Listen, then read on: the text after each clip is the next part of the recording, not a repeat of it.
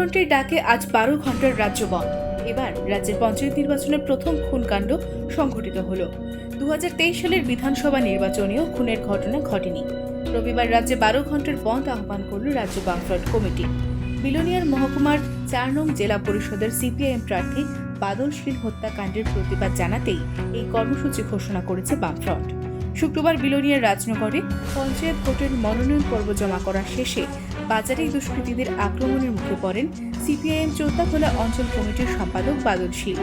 তাকে ধারালো দা দিয়ে কোপানো হয় বলে অভিযোগ উঠেছে শাসক দলের বিরুদ্ধে। এটা তো শাসক বিজেপি দলের দুর্বলতার লক্ষণ। এরা জনগণের মুখোমুখি হতে চান না, এ কারণে তারা ভোটটাকে ভণ্ডুল করতে চাইছে। বিধানসভা নির্বাচন যেটা গেল তাতে তারা দেখেছেন রাজ্যের 61% মানুষ তাদের বিরুদ্ধে। রক্তাক্ত অবস্থায় তাকে উন্নত চিকিৎসার জন্য তড়িঘড়ি নিয়ে আসা হয়েছে জিবি হাসপাতালে।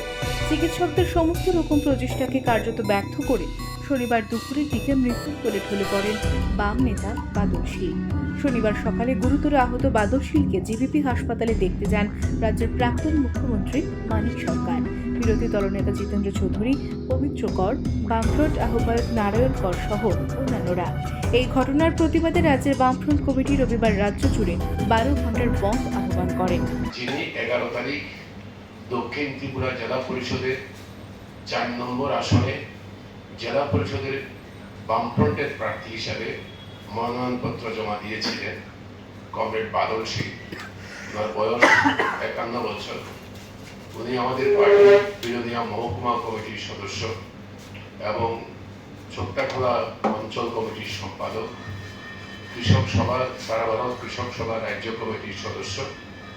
কমরেড বাদল শীলকে গুরুতরভাবে আহত করে তার মাথার উপরে প্রচণ্ড আঘাত করে দাঁড়িয়ে পড়তে সন্ধ্যার সময় উনি রাজনগর থেকে ফিরে গিয়ে চৌতাখোলা নিজের বাড়িতে গিয়েছিলেন।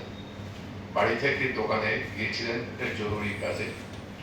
চৌতাখোলা বাজারে দোকান ঘর থেকে টেনে নিয়ে দুর্বৃত্তরা নৃশংসভাবে সমস্ত মানুষের সামনে যা আছে অস্ত্র শস্ত্র, দা, বৈঠা, তারপরে আপনার রড ইত্যাদি, লোহার পাইপ, কাঠের পাইপ, এই সমস্ত দিয়ে মাথাটা একদম চূর্ণ বিচ্ছিন্ন করে দিয়েছে। তাকে তো সঙ্গে সঙ্গে চৌতাখোলা হাসপাতাল, তারপরে ওদের যারা হাসপাতাল শান্তিবাজার, ওখান থেকে রেফার করে রাত্রিবেলা জিবি হাসপাতালে এনেছিল। জিবিতে আনার পরে আজকে সকালবেলা ডক্টর রেড্ডির নেতৃত্বে একটা টিম ওকে খুবই ইমার্জেন্সি অপারেশন করে, কিন্তু অত্যন্ত দুঃখ এবং বেদনার সঙ্গে জানাতে বাধ্য হচ্ছি যে উনি আজকে 3:15 নাগাদ 2:35 নাগাদ জিবি হাসপাতালে উনি মারা যান। এর প্রতিবাদ জানিয়ে কমরেড বাদল শীলের নৃশংস খুনের প্রতিবাদ জানিয়ে আগামীকাল সকাল 6টা থেকে সন্ধ্যা 6টা ত্রিপুরা বন্ধ বামফ্রন্ট দেখেছে। তাকে আপনারা সাহায্য করুন, সমর্থন করুন এবং এগিয়ে আসুন সর্বত্র নিন্দা, ঘৃণা বিজেপির দুর্বৃত্তদের বিরুদ্ধে।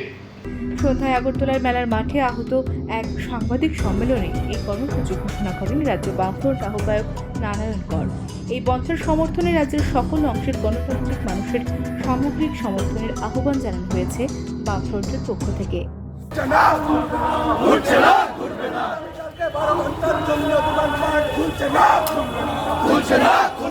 আগামীকাল 12 ঘন্টার হরতাল, গণতন্ত্র পুনরুদ্ধারের সংগ্রামে আগামীকাল 12 ঘন্টার হরতাল, লাল ঝান্ডার উপর আক্রমণের প্রতিবাদে আগামীকাল 12 ঘন্টার হরতাল।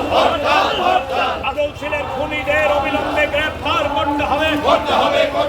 বাদল শীলের খুনি। আরও নতুন নতুন আপডেট দেখতে ফলো করুন নিউজ টাইপের ফেসবুক, ইনস্টাগ্রাম, টুইটার এবং ইউটিউব পেজ।